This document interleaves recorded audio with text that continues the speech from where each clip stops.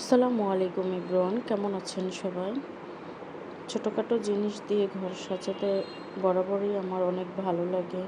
আমার মতো কার কার এমন ভালো লাগে আসলে আমি জানি না।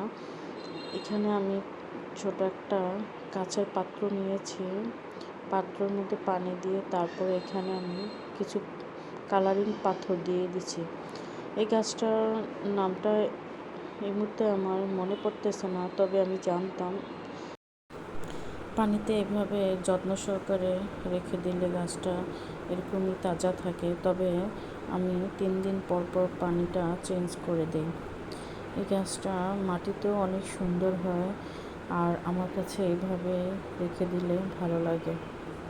এটা আমি সব সময় আমার যে ড্রয়িং রুমে টি টেবিল থাকে না, ওই টি টেবিলের উপরে রেখে দিই। দেখতেও অনেক ভালো লাগে, অক্সিজেনও পাওয়া